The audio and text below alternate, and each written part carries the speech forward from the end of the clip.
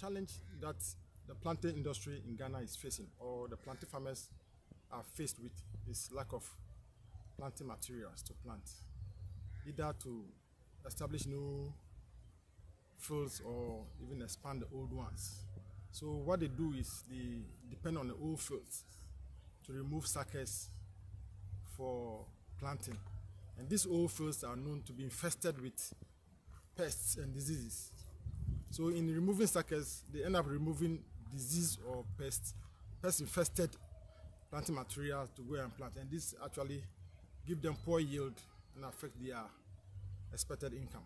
So crop research has actually introduced or developed a technique for multiplying suckers known as rapid bud manipulation technique, where you can get a lot of planting material from a single comb. So farmers are welcome on board to learn this technology so that they can multiply their own planting materials rather than depending on conventional suckers for planting, where they are virtually planting diseased materials and not clean materials. Some of the items you need include sawdust. You also need suckers, cutlass. You also need kitchen knives, medium size and a smaller size. You also need polybags filled with topsoil. You also need poly sheets, which you use to cover the chamber. In the construction of the chamber, you also need fork sticks and a bar for the chamber. A chamber, humidity chamber, where you'll be nesting the combs. So this is a humidity chamber. You may also decide to use wire board instead of these blocks.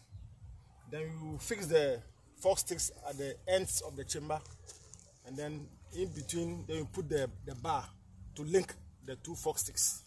Then you fill the chamber with smooth sawdust to thirds of the chamber. Then when you prepare the combs, you arrange them on the sawdust. Then you cover them again with a layer of sawdust.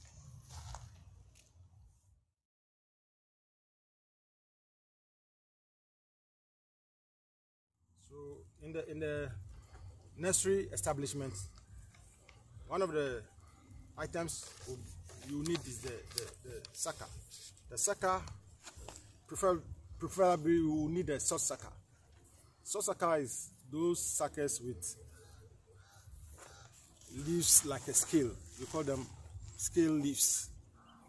They are not broad, so they are not functional. We use this sucker because, this sucker is preferable because the comb, the under part, has a food reserve which the plantlets will feed on.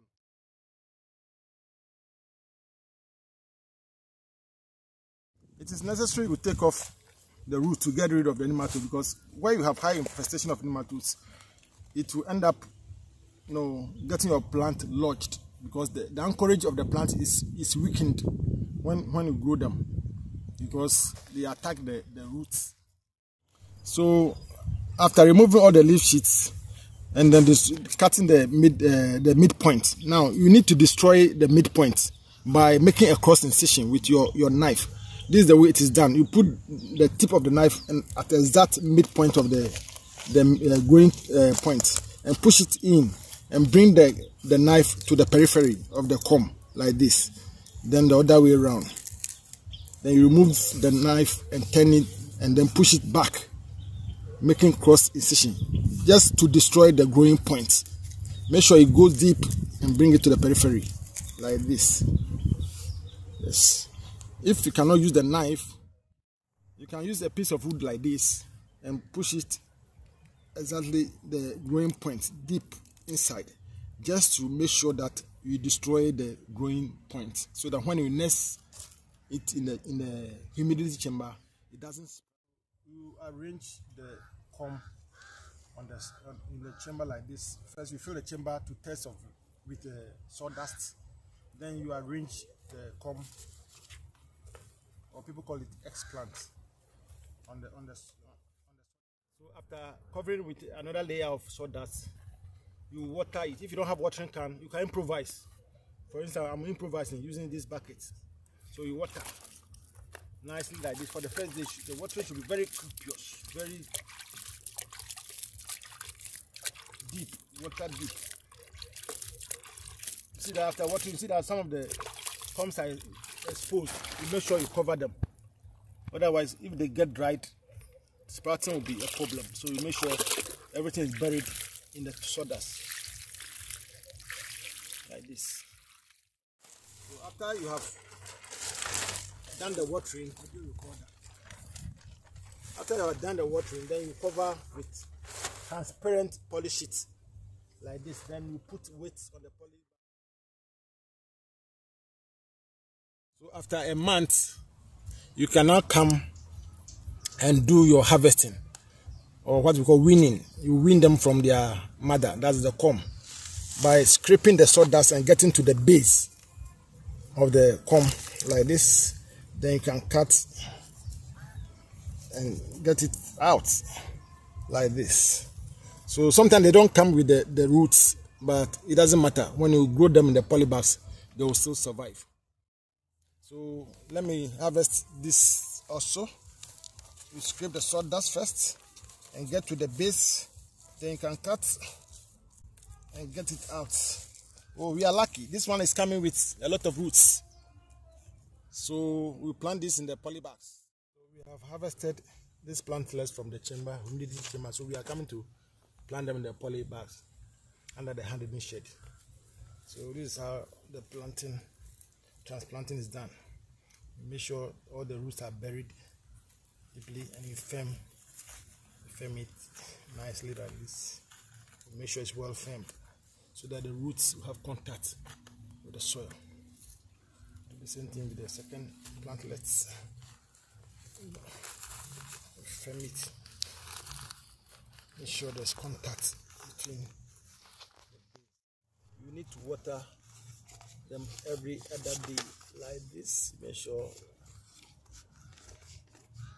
they get sufficient water.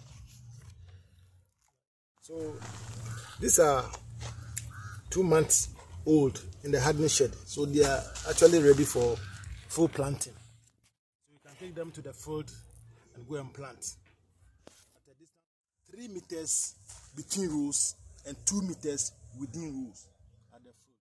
I would advise them to embrace this technology because it has come actually to relieve them. Because if a single comb can give you about 50 plantlets, that means the planting ratio or multiplication ratio is very high. So I would advise them to embrace this technology. If they see their AEs in the various localities, I think, because we train them, so the AEs will intend to train them too, so that they can multiply their own suckers instead of falling on conventional suckers, which is infested with pests and diseases.